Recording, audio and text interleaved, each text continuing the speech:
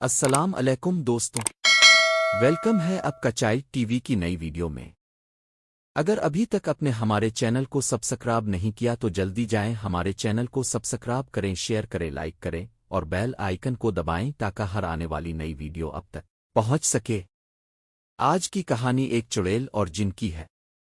بہت سالوں پہلے کی بات ہے، ایک جگہ پر بہت پرانا جنگل تھا۔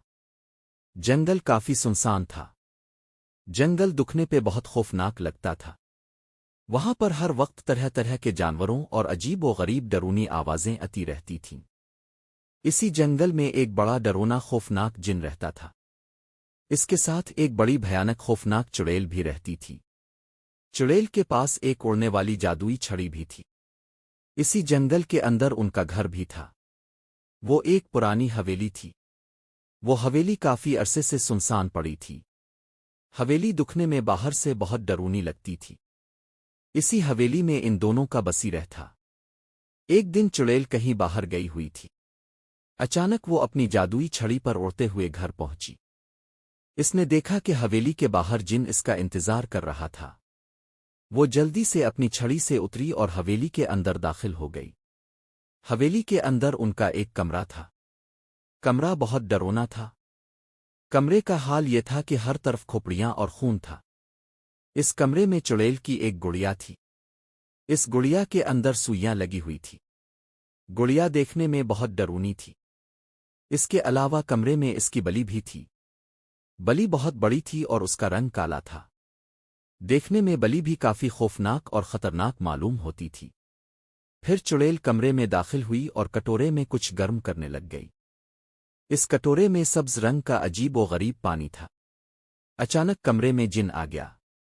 جنہوں نے چڑیل سے پوچھا کیا بنا رہی ہو؟ چڑیل بولی کہ میں کسی کالے جادو کا توڑ بنا رہی ہوں۔ جنہوں نے اسے اس میں کوئی چیز ڈالنے کو بولا۔ وہ چیز گھر میں موجود نہیں تھی۔ جن نے کہا کہ پاس میں ایک پرانا قبرستان ہے، وہاں پر تمہیں وہ چیز مل جائے گی۔ چڑیل نے اپنی جادوئی چڑی نکالی اور اس جگہ کی طرف نکل پڑی۔ آخرکار وہ اس جگہ پر پہنچ گئی۔ چڑیل نے وہ چیز اٹھائی اور گھر کی طرف روانہ ہو گئی۔ تھوڑی دیر بعد وہ حویلی پہنچ گئی۔ اس نے جن کو وہ چیز دکھائی۔ جنہوں نے وہ چیز کڑاہی میں ڈال دی۔ پھر دونوں خوفناک کے لگانے لگ گئے اور اونچے اونچے ہنسنے لگ گئے۔ اس رات ایک بچہ گم ہو گیا تھا اور بدقسمتی سے وہ اس خوفناک پرانی حویلی کے پاس آ گیا جہاں وہ چڑیل اور جن رہتی تھی۔ بچہ کافی ڈرا اور سہما ہوا تھا۔ بچہ رونے لگ گیا۔ چڑیل اور جن نے بچے کی رونے کی آواز سنی اور باہر آ گئے۔